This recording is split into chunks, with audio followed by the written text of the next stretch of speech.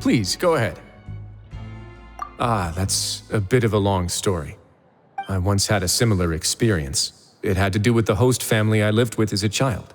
I was an orphan, adopted by a couple with a great deal of love in their hearts. I had many siblings, and we all adored each other. Once we were older, Mom and Dad would turn us over to be individually adopted by families of greater means, and go on to adopt more young children. They were perfect parents.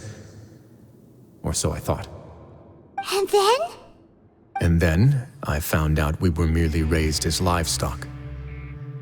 Once we had reached a certain age, our parents would bring us to the market for sale. All children that were sold would leave the house, and nobody would know what became of them. As for those who didn't sell, they were merely disposed of. Did you know I once considered myself an extremely lucky child? And all of my friends, all of my siblings, they all felt this way as well. I was also not the first to find out about the truth. All those who found out before me were simply added to the disposal pile. I could never shake the feeling of irony every time I juxtaposed their tragic ends against our parents' adoring smiles. Yes, like this society, my parents created a facade of joy, lied to satiate their desires, and even employed incredibly cruel methods to keep their grasp on power.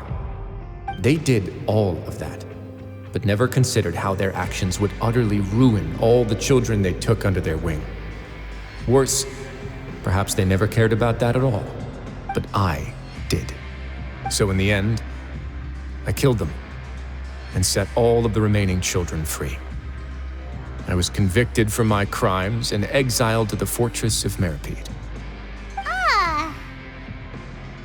My methods were extreme, yes. But I was still a teenager at the time. I'd been betrayed by those I trusted most, and I didn't think that more moderate ways would solve the problem. My doubt and helpless anger pushed me forward until I got what I deserved. It's all right. You don't have to tell me what you think. I've already committed to this path, regardless of what anyone may say about it. The least I can do is to make sure that the same tragedy will not happen again in my new home. Sorry to disturb you, everyone. Oh, it's a vis facile. Are you two feeling better yet? It was all because you arrived in time. I managed to escape unscathed.